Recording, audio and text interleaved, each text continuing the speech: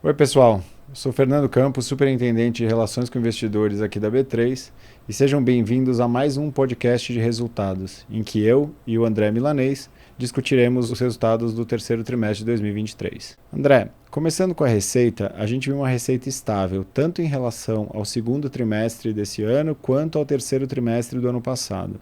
Mesmo em um cenário em que o volume do segmento de ações caiu. Ao que você atribui esse desempenho? Acho que por mais um trimestre, Fernando, a gente viu a importância de ter um modelo de negócios diversificado e é isso que explica essa estabilidade de receitas, mesmo nesse cenário mais desafiador.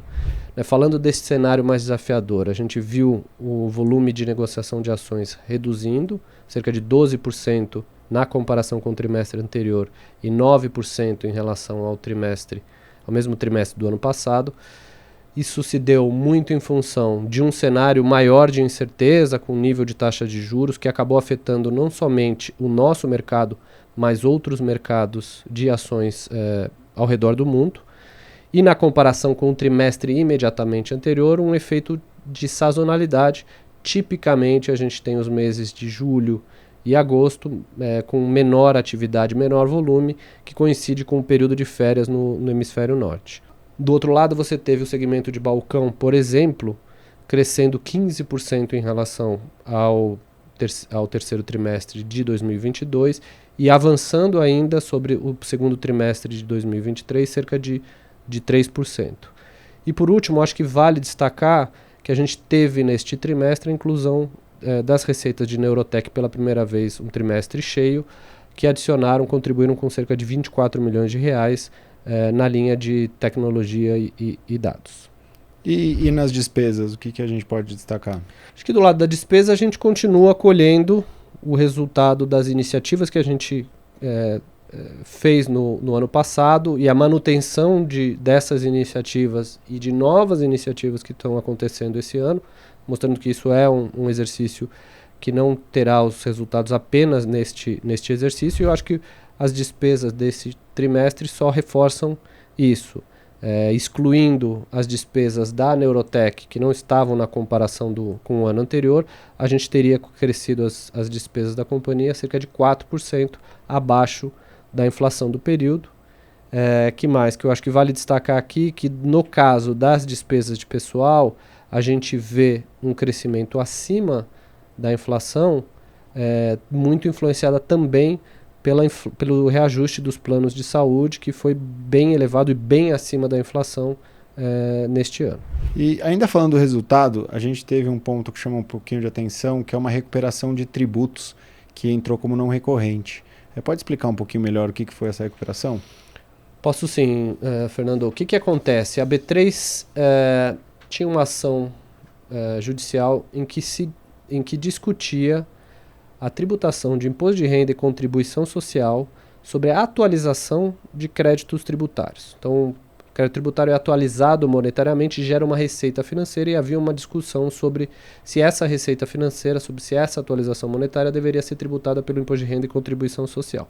B3 recolheu esse imposto por vários anos, de 2016 a 2021, e desde que obteve uma liminar para deixar de fazer esses recolhimentos, passou a fazer a provisão desses valores.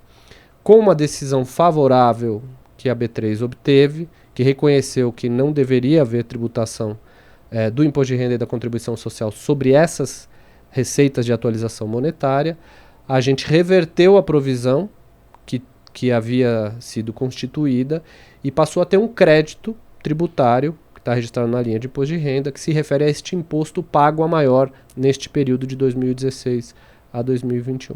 Agora falando um pouco de balanço, num evento que foi após o fim do trimestre, em outubro, a B3 emitiu uma debenture. Qual foi a estratégia financeira por trás disso? Aqui uma questão de gestão mais ativa dos nossos passivos, da nossa estrutura de capital. A gente viu uma oportunidade, uma janela de mercado bastante interessante.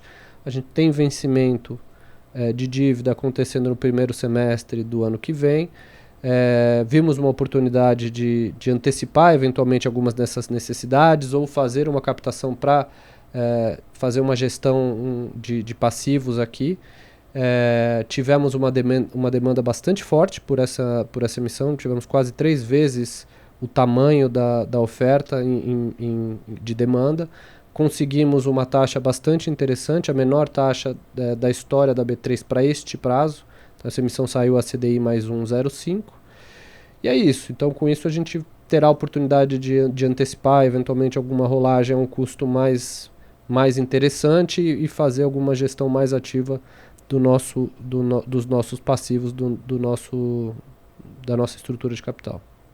E por fim, acho que recentemente a B3 fez 2 anúncios interessantes. Primeiro, sobre a aprovação da plataforma de bloco e segundo, sobre o acordo com a MBO. Pode falar um pouquinho dos dois? Bom, acho que a gente já vinha falando bastante sobre isso, sobre o momento em que a gente estava com relação ao nosso pedido para a plataforma de negociação de blocos. A gente finalmente obteve a aprovação do regulador. Estamos prontos e pretendemos já estar com a plataforma operando aí no 4º trimestre deste ano. Já estamos falando com os clientes, enfim, toda a mobilização para que a plataforma esteja em operação e sendo utilizada pelos clientes ainda no 4º trimestre desse ano.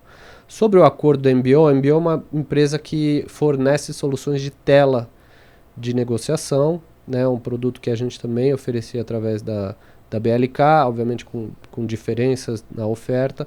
Acho que este acordo envolve também a aquisição de uma participação, um investimento minoritário na MBO.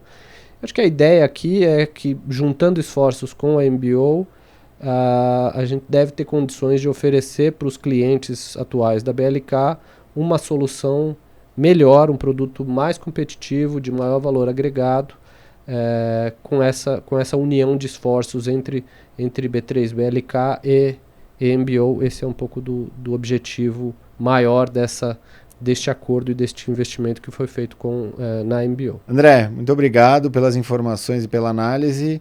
Lembrando que o podcast está disponível tanto para ouvir quanto para baixar no nosso site de Relações com Investidores. Valeu, até a próxima.